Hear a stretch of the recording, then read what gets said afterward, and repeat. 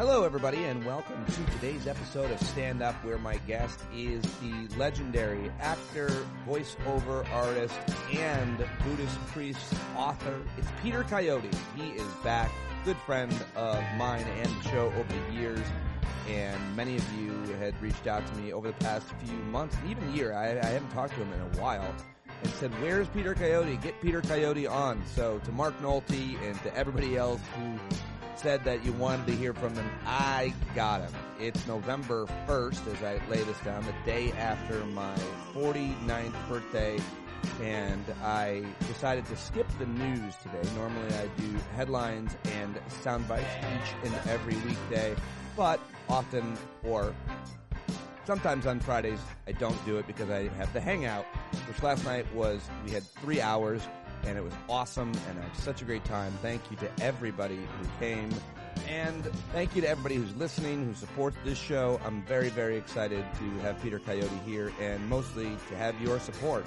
Can't do it without you. Patreon.com/Pete Dominic is where you go to subscribe to the show, to support the show, which is my main source of income and most of what I do these days, because a full-length production each and every day takes a lot of work, and I love doing it. But today, it's just the interview here on a Friday, a couple days before the most important election in the history of planet Earth. Maybe, is that hyperbolic? Is that too much? I don't know.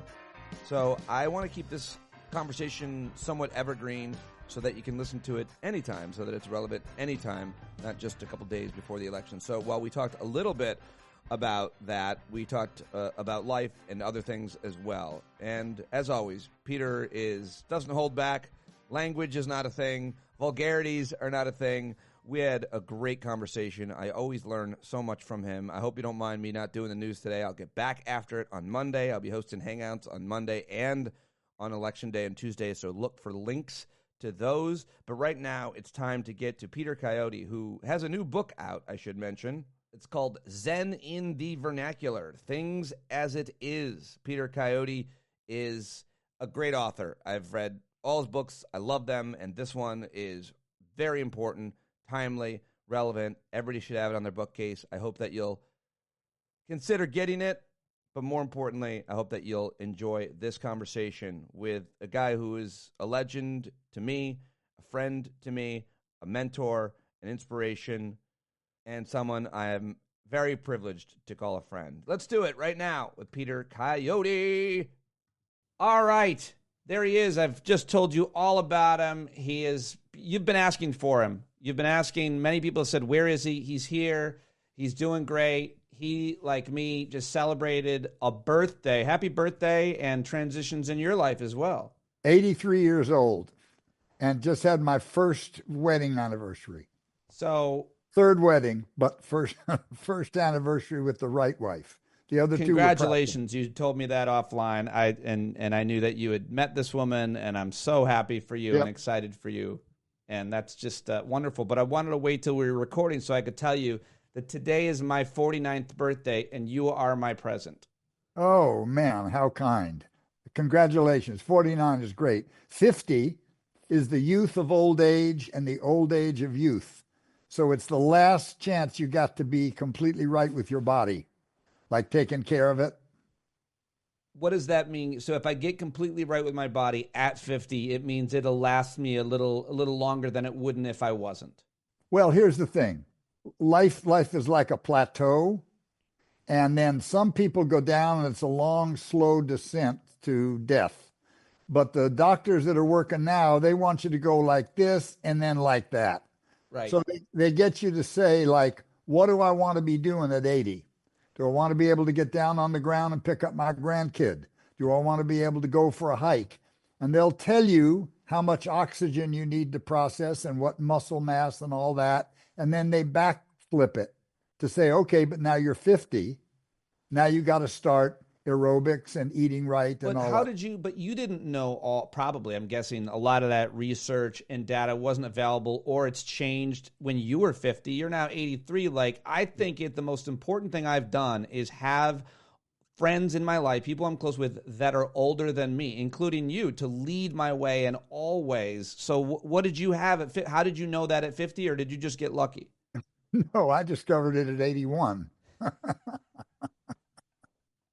I said, what the fuck, man? Come on. Well, how come you're so in such great shape? You're sharp as ever. You look look at you. You look amazing. You have all your hair. You look better than me. Well, I don't know about that, but I mean, I've been sober for 40 years at least. I don't drink. I don't do recreational drugs. I meditate nearly every day. I went through years and years of analysis and sessions where you meditate from like 5:30 in the morning till 9:30 at night. And I've cleaned out a lot of cobwebs and a lot of old hangups and problems. And then I became the kind of man that could win the kind of woman that I always wanted. And so, I've been with my wife 2 years. We haven't even gotten impatient with one another.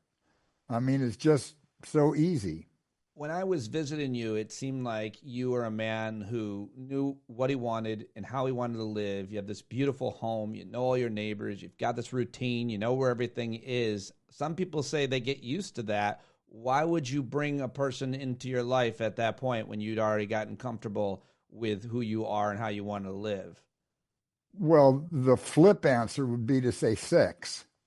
But if you just if you just spread the bookends a little, that includes affection, intellectual stimulation, companionship, a lot of laughing, a lot of doing stuff together. She was in charge of all the public health in Napa County through the pandemic. She's a retired nurse. What could be better for a Jewish hypochondriac? Has sex changed? You mind if I ask immensely from your 50s to your 80s? Your Well, desire, your performance? well, probably my performance. What's changed is my inventiveness. I mean, if you have a partner where everything's good and everything's safe, yes. The joke is now it takes me all night to do what I used to do all night. But we have a we have a great time. There's no reason not to have sex, especially if your partner likes it, and you know. But I live alone a lot. She has a house. She has her own money. Oh, good. She Okay. has a divorced son living with her, and he has two kids. So he works in the hospitality. He works in restaurants. His father was a chef, and so he's gone from about 1 o'clock in the afternoon till 1 o'clock in the morning. So his mother is raising his 10-year-old and 12-year-old. So Wow. on the weekend, on the weeks that they have the kids, I go over to her house for a long weekend. And on the weeks where she doesn't, she comes over here for midweek. And we're both busy. We're both, this might interest you. I don't know if you've seen this movie called Bad Faith or heard about it. No, I was just reading about it in preparation to talk to you. Yeah, badfaith.com or badfaithdocumentary.com. You can see the trailer. You can see the film on Amazon Prime or on YouTube for 95 cents. It's about Christian nationalists. And Christian nationalists are basically the foot soldiers, the mouth breathers for the Koch brothers, the gun lobby, and the oil lobby. They're the guys, they're using religion as the fabric of weakening government's ability to regulate. And they've been given billions of dollars. They've been given super sophisticated computers. And they say things in this film like, fuck democracy, I want Christ. Right. Literally from the pulpit, the preacher says that. Or they say, we'll make you Christians whether you like it or not. We're not going to hurt you, but we're not going to let you participate in our government. So these are guys that like to believe that America was founded as a Christian country. Neither Washington, Madison, nor Jefferson were Christians. They were avowed deists, which means they believe in a God that got things started, and after that it's up to us. And these people are in swing states right now, being trained in groups of 1,000 to go into swing counties and go after swing voters, because the Republicans have learned to rule from a minority position. And so we were showing this film around the county, Sonoma and Napa County. And You voice over it. You're the narrator. I did the narrator, but no, yeah, I guess I did. But we were doing Q&A with regular Christians and rabbis and stuff like that in front of audiences, trying to pull their coat about what was really up. And I'm really talking about this issue for a long time with all kinds of different experts and authors. Where are you on Christian nationalism? Are you for or against it? That's like asking them by for or against syphilis. Well, these guys are armed. They're aggressive. They tell you they're going to take power, that they're going to wreck all secular institutions, that if government is not in the hands of Christians, it's evil.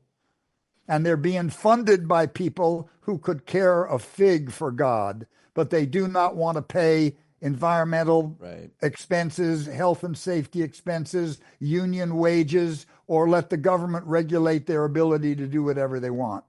And so the Kochs, the Coors, the Rensselaers, all of these guys, the players from way back, Lewis Powell's minions. Yeah, the Lewis Powell memo. So it's basically a fascist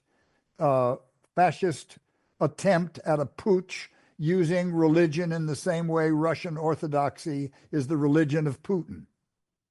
Very well said. I fully agree that rhetoric. I mean, what is there a historical reference that you can make or that you can see in America or elsewhere as to what we're seeing with this Christian nationalism and this Christo-fascism? I like that word. Have you heard that one? Christo-fascism? I haven't. I like that. I like that. So what you want to listen to is Rachel Maddow's Ultra podcast. Yeah. It's actually a work of genius. And what it does cleverly is it traces the pro-Nazi movement in America, the movement that tried to keep us out of the war with Hitler, but also actively supported the Nazis, worked as spies for the Nazis, members of Congress that worked for the Nazis. And the parallels between then and now is perfect. Father Coughlin, who was a Christian radio nutbag, but had millions of followers. The Ku Klux Klan, which had millions of followers. There's always been this anti-democratic strain in American culture, and it's built into our politics. I mean, what's the name of the college that we all hate in the voting process? The Electoral College. Electoral College is an anti-democratic protection against what they thought would be mob rule. The fact that you couldn't vote unless you were a white property owner. The fact that a state like Montana with 700,000 people gets the same 2 senators that Los Angeles makes with 30 million. Yeah. So these things are built into the system. And so they've always had adherents. And conservatives are basically people that value property rights over human rights. They don't care from civil rights or this or that. They want to be left alone. They do not want to be stopped from building a factory on habitat of a endangered butterfly or lizard. Right. They don't want to do anything to protect the salmon. So that's up to us to have to fight to protect the world we live in. You've always been a lobbyist for the critters and creatures, and I value that as, that's part of being a Buddhist, which I'm going to get to in your new book. But I just got to ask you one more question about the time that we're in, because you talk about what conservatives value, and I feel like that conversation is always important and always interesting to talk about values and morals, but it does seem like the question of character no longer matters, and I'm not sure in terms of what the supporters of Donald Trump value around property, as you said, or any other policy, because it seems like the thing that they value most is being dicks, being mean, being cruel. Cruelty is the point. How come character doesn't matter anymore for these folks? I think about that and grapple with that all the time. This guy's the worst guy ever, and they love him, and I wonder what you think about that. So you're conflating two issues. Okay. That's why it's hard for you to think about it. It's not that you're not thinking about the right stuff. So I'll get in trouble for this, but urban and rural blue-collar people have been betrayed by both parties since 1968, when Lewis Powell, who was later appointed to the Supreme Court by Richard Nixon, wrote a memorandum to the U.S. Chamber of Commerce because he had a wild hair up his ass about the growing liberalism, the anti-war movement, the pro-civil rights movement. This is a guy that said America's done all it could for the Negro. And he basically wrote this letter and laid out a 30-year strategy of building think tanks with radio and TV stations in them, writing books and buying the books and distributing them, starting radio shows so that when newspapers collapsed in the Midwest, they were taken over by radio. These people put Reagan in office. The first thing Reagan did was fire 11,000 striking aircraft traffic controllers. Yeah. That strategy was then picked up by all the business schools and lauded as a way to deal with the unions. And for the next 5 years, big corporations were goading their workers into going on strike so they could fire them. Reagan brought Pat Buchanan in. Pat Buchanan brought in the militias and the evangelicals. And the deal that Reagan made was, we'll make you as rich as Croesus with tax breaks. We want your followers. We want to have a snake, guys. So they did that. The other thing that Reagan did that was critical was he ended the fairness doctrine. Yeah. 1927 Radio Act set out the principle that the airwaves belong to the people. Yeah. They recalibrated in 1948 for TV. The airwaves belong to the people, and what goes over them should have value to the people. And to such a degree that if you went on the air and you said something funky about me, they'd invite me on the next day to defend myself. Right, That's right. how rigid it was. Right. Reagan's FCC ended that. And the day it ended, hate radio started. The Rush Limbaughs, the single issue, right-wing Pentecostals and evangelicals. You can drive from the edge of New York State all the way through Nevada and not be able to get anything but country western and Christian radio. And those people have organized, they're linked together, they control the message that's going over the media. And now, in 1968, the news changed its status from nonprofit to profit. Right. So we used to have Walter Cronkite and Huntley and Brinkley and Edward R. Murrow and Barbara Walters, and the news was the universal fact base for public policy. When 60 Minutes opened in 1968, it made so much money that every media corporation demanded that their news contribute to their profits. And from the day that happened, the strategy of the news changed. Right. Suddenly, the strategy was to keep everybody's eyeballs in front of the TV for their advertisers. And they're no longer they're going for the mean IQ, which is the biggest circle you can draw around the planet, the equator. So they got rid of all the old fogies. They got younger, glibber, healthier, sexier people chat. We get 5 minutes of news, we get 20 minutes of opinion, and 20 to 28% of all that airtime goes to advertising. So now both sides of an argument are equally presented, and they're offered equally. And so when they put a think tank on the air, here's so-and-so from the Heritage Foundation. You don't know that a right-winger created the Heritage Foundation. They created Project 2025. He's just given standing as an expert. So there's nobody on TV that's not ashamed to say we're a conservative. I don't care if you're on Joe Scarborough in the morning. They're all happy to be conservative. Name me one leftist on the news. Name me one that's on a major television or radio station. Tom Hartman, but he's radio and he's way out in the Middle West.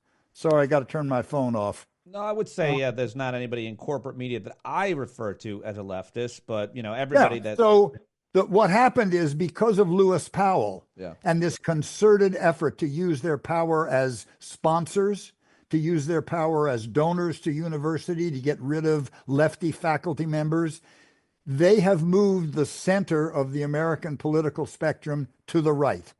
And the news commentators have incorporated the corporation's idea of where the political trench is. So you might get someone like Rachel Maddow, who I admire, center-left person, but there's nobody expressing actual left ideas, socialist ideas like Germany, France, Italy, Spain, Denmark, Norway, all of our allies. So the American people have been deprived of half the box of crayons because all you have to do is say socialist, everybody stops listening. So this is a direct result of the news being a for-profit medium. Yeah. And all the commentators have ingested, they know just where the line is. And if you look, it's the Trump-orama show 24/7, because even if you're against him, you're talking about him 24 hours a day because he's good for ratings. And so, we're now bearing the fruits of that. So the beginning, I'll just bring this to a close. The beginning of that was, this has been a 60-year disciplined, concerted campaign, just like the Republicans going after the judges. But the Democrats participated. The Democrats sat on a 30-year wage freeze from 1973 till 2 years ago, while 2% inflation took all those working people down the trench. The Democrats prompted GATT-NAFTA, which shifted all the jobs in the Midwest out to countries without environmental standards, without unions, without health and safety standards. They got the crack pandemic. They got the opioid pandemic. So all of these people that you were asking me about, the shitheads and the mouth breathers and the Trump people, these people have been betrayed over and over again. When Clinton took over the Democratic Party, he and Larry Summers and his Treasury Secretary, whose name I'm blocking, made the Democratic Party a neoliberal party. Yeah. They decided to go after the same big money. They completely abandoned working class people. Hillary Clinton didn't even campaign in Michigan. She didn't even show up because she was so confident of having the elites of both coasts. So these are people who for 60 years have watched bright, genius people on television talking and opining, and nothing's changed for them. They got 3 jobs. They can't afford to buy houses for their kids. They can't send their kids to college. They're just going down the toilet, and nobody has been representing them. And I think they threw a Hail Mary pass and said, we'll get this guy, because this guy's a plain talker. He's honest. He says whatever he thinks. He's not like these other fuck pigs. And here we are. I agree with you. That diagnosis is how we got him in 2016. But I still don't feel like, you've addressed the question about character. The man is a rapist. Okay, I will. So we have the same problem in Zen practice. Same problem, that a lot of people are so interested in enlightenment. And when a teacher is running a congregation, everybody thinks he's enlightened. And so if he does something like fuck one of his students or spend $150,000 on a car, the students tend to think, oh, this must be my problem because he's enlightened. Because we've dropped the issue of character, which was integral to Zen and Confucianism and Chan Buddhism, which was the precursor of Zen in China. That's all they talked about, that having this insight and all this stuff without character, without self-discipline. So if you think that a fish rots from the head, these people have been watching the Donald Trumps of the world. They've been watching legislators do insider trading for years. What kind of character is that? They've been watching people wipe out low-income housing. What kind of character is that? And so I don't want to let anyone off the hook. But if you watch what the leaders do and they win by doing it and they get successful and rich and powerful, why not? You think that folks have been taught to be worse, to have less principle, less morals, less integrity because they've seen so many people succeed without it? Like it's that, I mean, and it's a fair explanation because Trump's reality show is what made him famous. And I knew, I was on that show. I was on The Apprentice. When I had the opportunity to meet him, I was like, no, I don't want to meet this guy. I think he's a creep. Like, I knew he was a rotted head fish at the beginning, back in 2004. But are you saying that his behavior and the success that he's gotten, despite it, teaches others that they can too? I heard one of the producers of that show doing a mea culpa on radio. Yeah. Saying, we built that guy. Sure. We built a myth around that guy. We made that guy. That guy's a schmuck. But to make the show work, we built this image of a great businessman, and look at the byproduct of that. Millions of people saw this guy presented to them as a genius, as a trustworthy guy, is worthy of their center of attention. And you can just go anywhere. Bill Clinton's getting a blowjob from a little intern in the thing. What happens? Oh, he came into office living in a trailer. Now he's got $100 million in his bank account. Right. So Bad people behavior see this. is rewarded in so many different sectors. Yeah. People see this. I mean, so what can you say? I mean, they are modeling the behavior supposedly of their betters. They watch the Republican debates. They see everybody describing Trump honestly as a thug, as a rapist, as a creep, as a liar, and then running to kiss his ring when he got power. So what does that tell your voters? What does that tell people?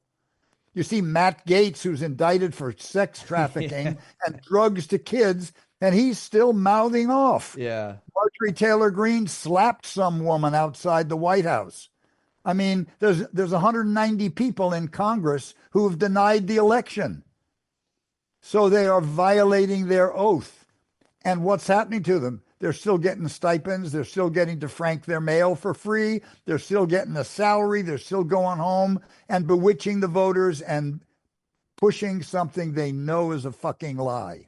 How do you, Peter Coyote, handle folks who subscribe to any of these ideologies that we've been describing or support Trump? Do you have any in your life? Do you come across them in your work? Do you? Yeah, I do. Do you? Mostly I listen.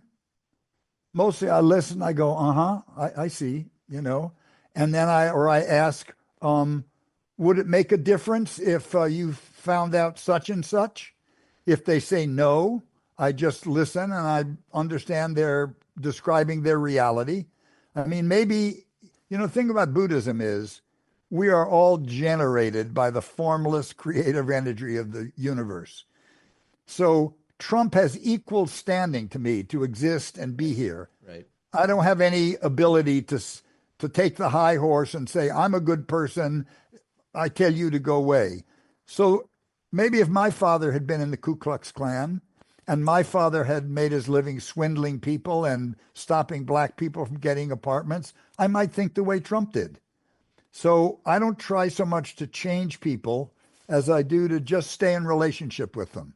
Because my experience when I worked for Jerry Brown was even with conservative Republicans who started out thinking of me as the enemy. After we'd talk hunting and dogs and fishing and differences of ideas, right, they backed my play.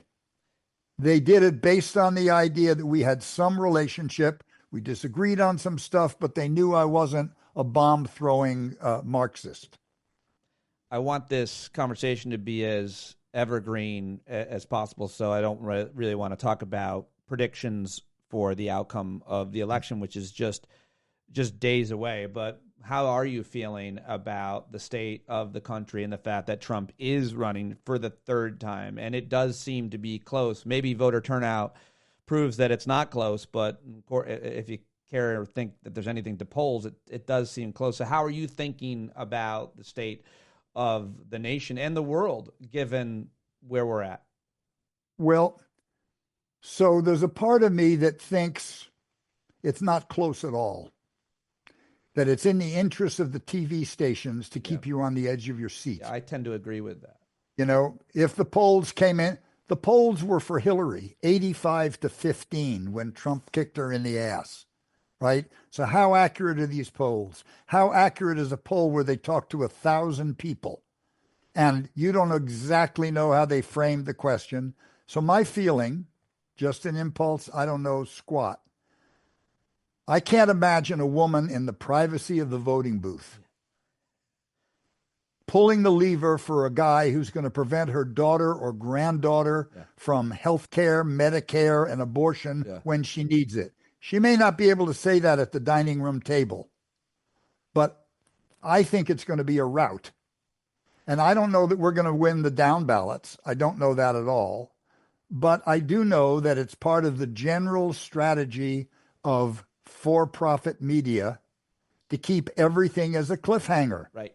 Don't go away. We'll be right back in 90 seconds. Right. Just this quick break. You know, they want you to keep your eyeballs there for their sponsors. Those guys make bonuses when viewer count goes up. They make bonuses when internet count goes up. They get bonus for web traffic, right? So it's like everybody is so corrupted. Me too. My career was humping donkeys for the public in Tijuana. I made more trash movies, but that's what I was offered to get my kids through college, to buy a house, to get, buy two houses. What are you, first of all, I'm not even going to allow you to compare your career as an actor in films to that, but what was the humping donkeys reference? Well, it's like a sex show in Tijuana. It's like not everything I did was so pure. Okay, but you elevated. never played a role where you actually mimicked or injured an animal. No. You never had sex with an animal in any of your work. In life, ever.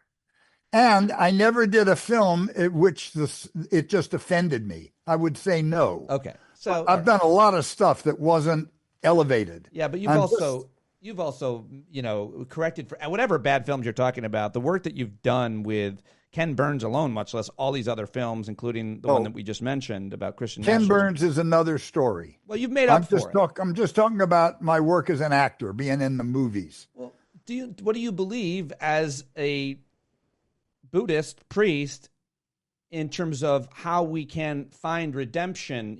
There's a lot of religious beliefs about that, but if you've done wrong to someone, you can then do wrong to that same person, right to that same person or somebody else. Like, how do you redeem your life if you feel like you've spent a lot of time in your life maybe not being of service to others and to the public, etc.? Well, that's a really deep question. A lot of it depends on the notion that you think you have a life that's separate from the rest of the universe. There's nothing to redeem.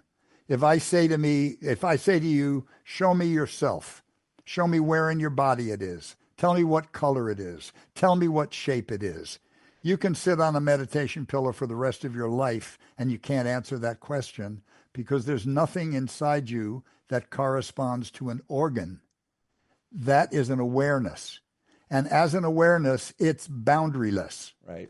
And so the problem starts because we all believe, because we're trained as children, that there's a concrete thing inside us. And in many cases, we think it's deformed. I jerked off in class too much, or I did this. There's no one in there. There's no one home. So all you have to do, what nirvana actually means, is that you're free in this moment to do something in the next moment you've never done before.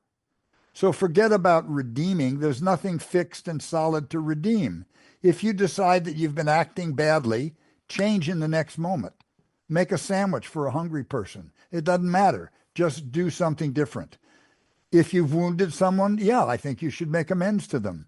But not because you're trying to gain karmic points or anything, just because you have absolute freedom to do whatever you want in this moment and the next moment and the next moment.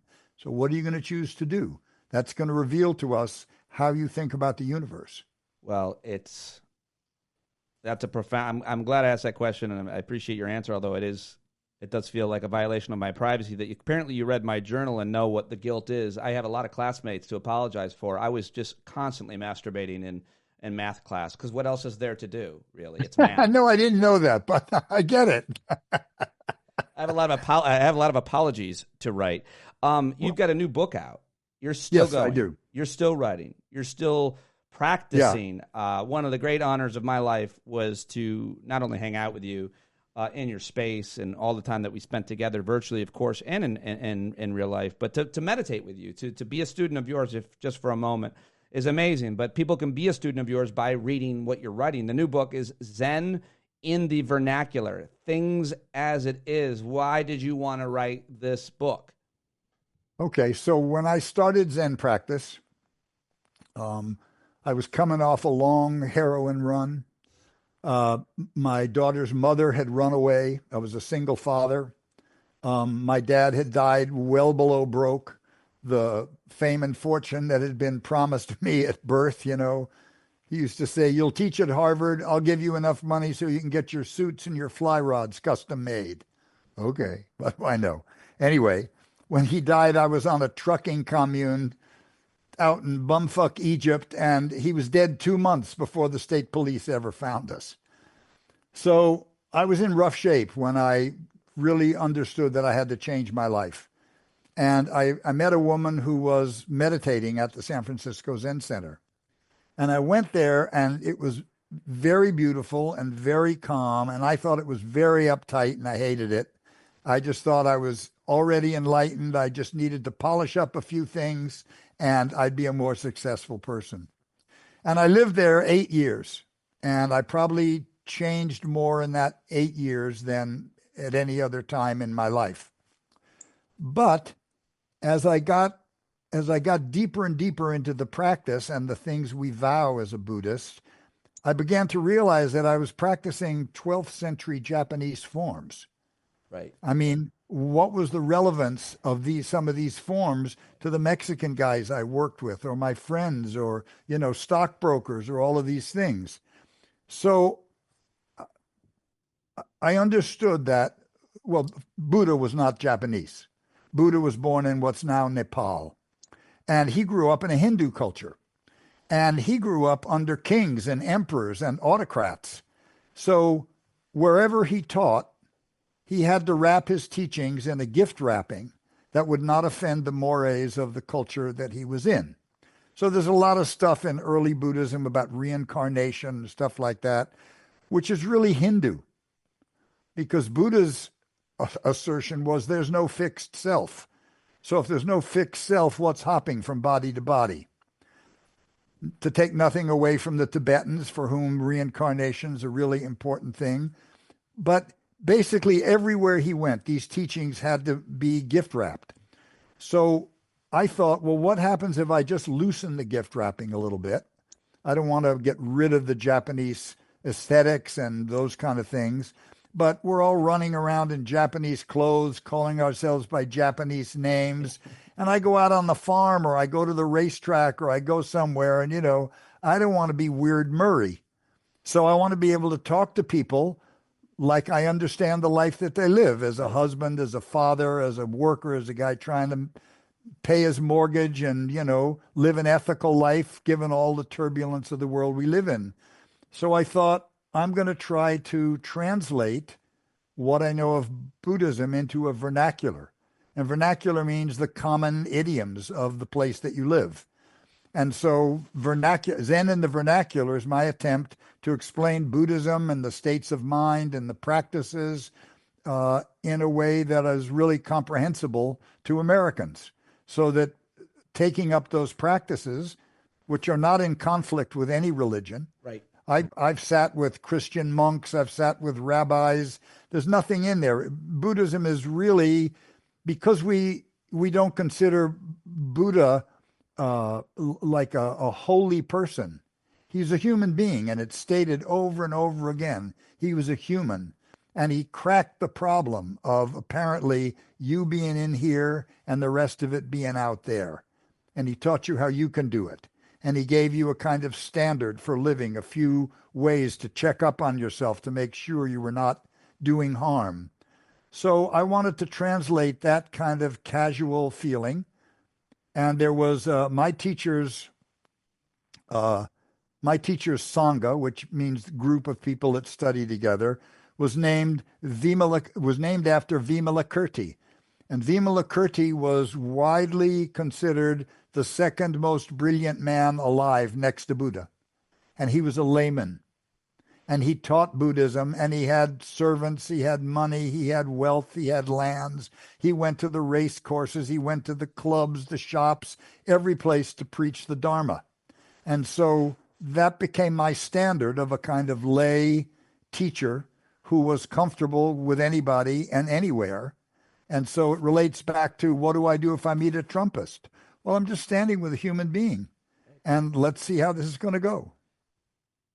Just talk about the importance of meditation, which I've now been practicing for several years, and it's, to me, the key to everything, because it helps me recognize the thoughts I'm thinking throughout the day. It just helps me capture that better. Just starting with that, I could talk about other benefits, but I've been trying to talk to people about this as much as I can.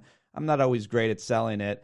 And so often people say, oh, I've tried that, or I don't have time for it. But you have been very disciplined about this. I've meditated with you, and I understand the benefits of it intimately. But I just got to get you to talk a little bit about that now and your practice. Okay. Well, the first thing is that most people don't know anything about meditation, and they think they're supposed to stop their mind, which is not the point. Death will stop your mind.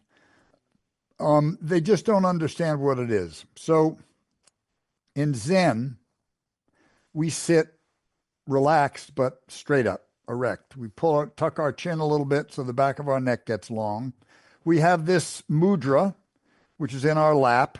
Our hands are like this, and this is our attention gauge.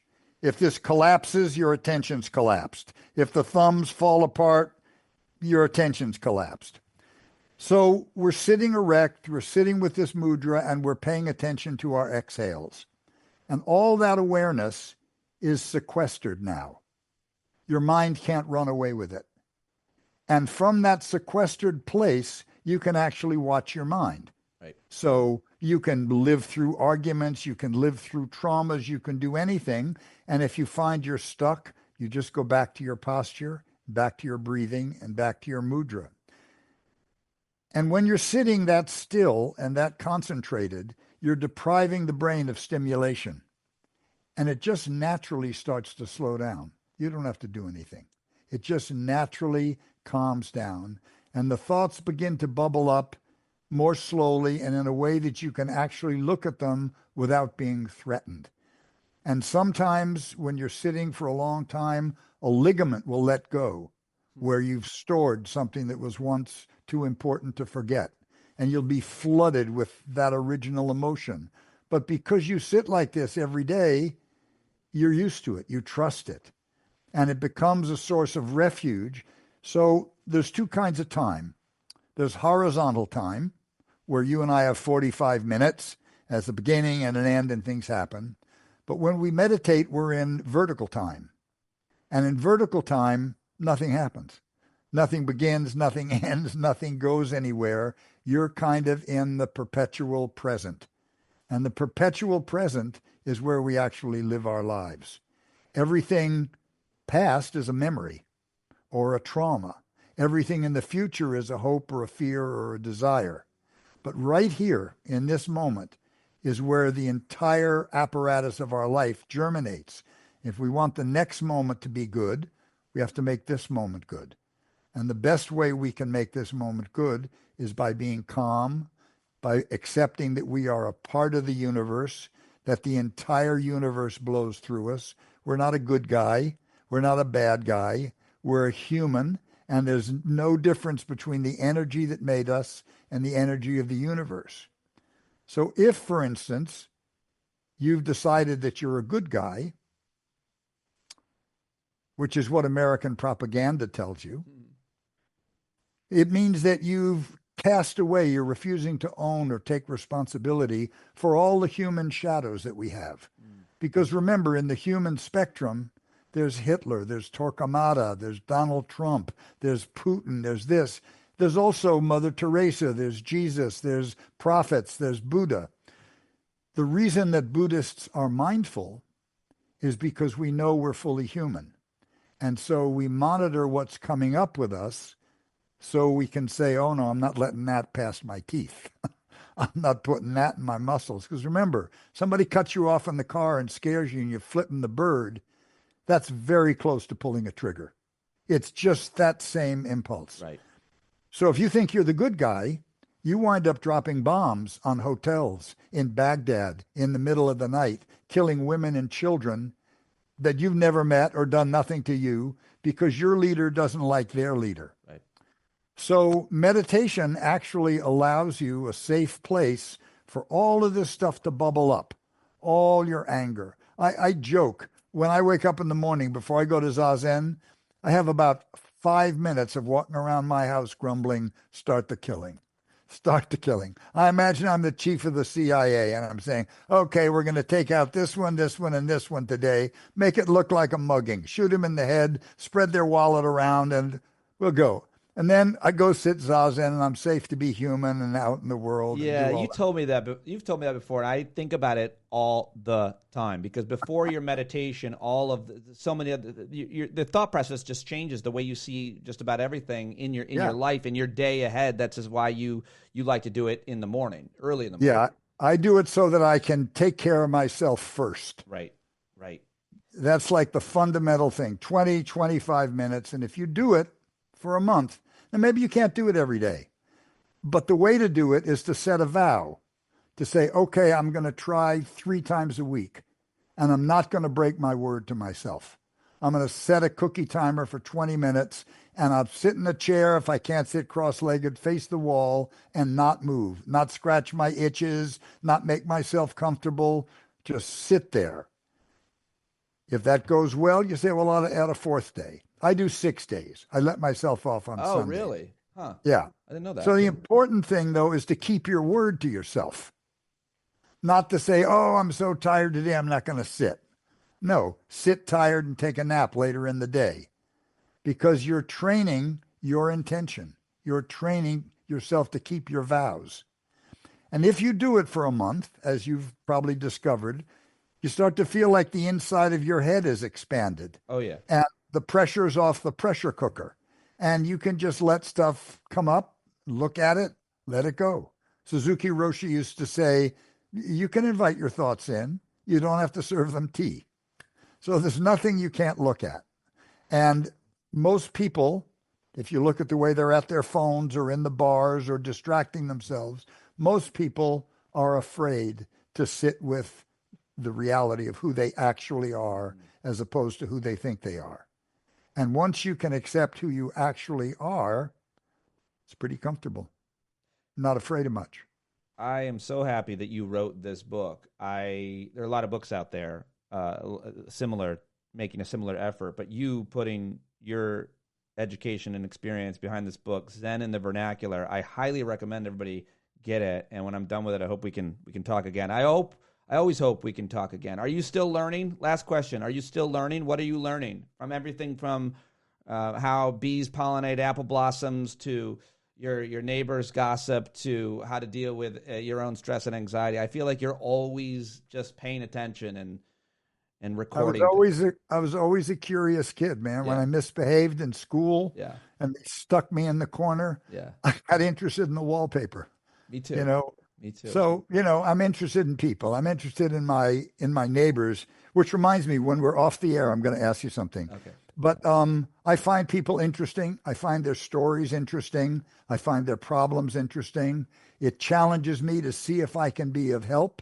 Sometimes I can't. Sometimes all I can do is be with them and say, yeah, it's a tough break. A friend of mine's, love of his life is dying of pancreatic cancer in an awful, awful way.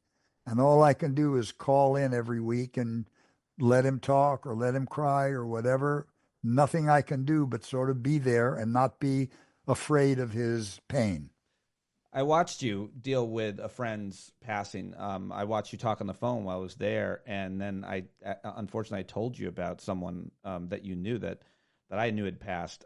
Who is it? Reese Ehrlich, I think, right? Oh yeah, we went to Syria together. Baghdad and Lebanon. Yeah, that's when I first found out of your work then. And the point I raise is like you deal with death in a way. I mean, I was lucky to see you in those 2 occasions. And then during a meditation, you did this ceremony that someone had asked you to do.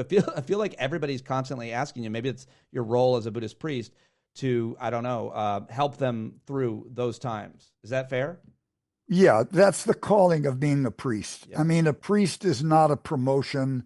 A priest, there's lots of people at Zen centers all over the place. And very often they think, well, I've been doing this a long time. I should be a priest, and then I should be the head student, and then I should get a brown robe.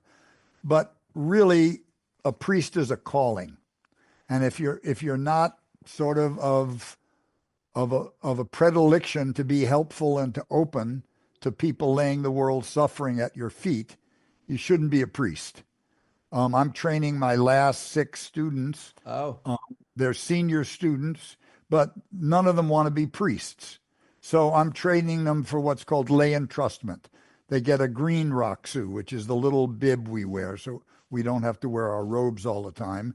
And they'll be entitled to teach and counsel people and do this and that, but they can't ordain priests. They can't bring people into the thing, because there's a lot of people who are very good and very thoughtful and very wise, but their impulse is not to open themselves up to the world's suffering. Well, so I don't blame anyone for that. Well, yeah, I've not been great at it all the time, but I'm so glad that you have and become obviously a mentor and teacher of mine. Thank you as always for talking to me. This was awesome. I really appreciate you. I hope everybody goes and gets the new book, and I will talk to you again soon, I hope. Show them the cover. I don't have it here. I've got it on. I'm reading on the Kindle. Hold on. I see. Oh, you read it on Kindle. But I'm going to put an image right here in the video. Wait, I'll put it on the cover. Wait a minute. Okay, you can hold it up, but I also. Oh, is that that's your dog? There he is. Oh yeah, well that's one of the 2. That's Chico. Chico, I remember. So this is the book, Zen in the Vernacular. Love it. I got to get the hard copy. I like to hold things, and I have to send this book. I do have this book that I stole from you. It's yours. Good. I wondered where it went. I'm going to send it back. I know you have. All right, it's a great book. Okay, I'm going to wrap it up there, and then we'll talk. Thank you. Okay.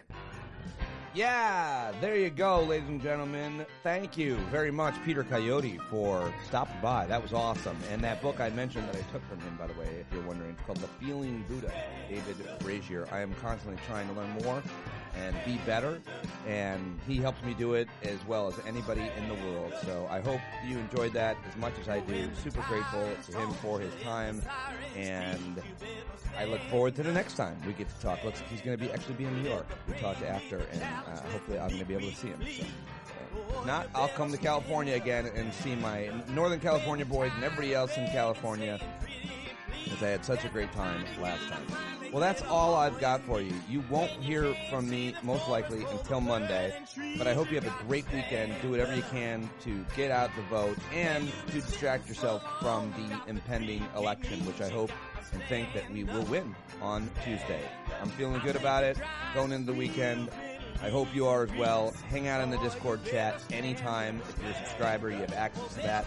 If you need anything, let me know. standupwithpete@gmail.com. Thank you to all of you for your birthday wishes. Very kind. And I will talk to you right here on Monday.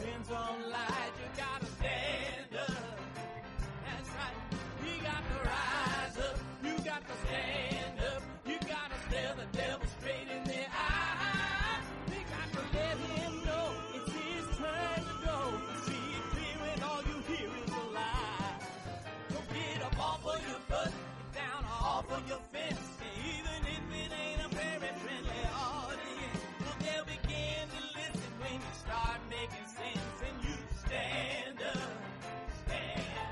No need to point your rifle to defend your town, just stand up. You know they can't deny you what you're laying down. Oh, you better stand up.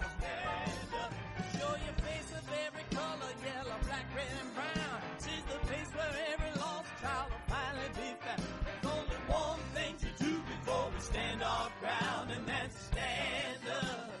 Stand up. Well, the founding fathers saw a land for all. They had to stand up. They had to stand up. They had a keen imagination for a crystal ball, drawing all the plans of stand up. But all they had to go on was the time they were in with other causes for laws, and since they weren't even sin, they knew that change was gonna come before the change could begin. They had to stand up. All right, they had to stand up. We got to stand up. We got to look the devil square in the eye. We gotta let him know it's his time to go, and make it clear when all we hear is a lie. Why you lying awake wondering where the money all went? It'll be the cost of freedom that'll go unspent. You can see him flee the scene of that experiment if you stand up. Alright, we got to speak up, we got to reach up, and raise your voice in every way you know how. Don't be toes up, you got to show up. Ain't no better time to do it but now. No need to pledge allegiance to no wanton tribe. Rise up, show obedience to the voice inside, and listen well and it'll tell you not to run and hide. It says stand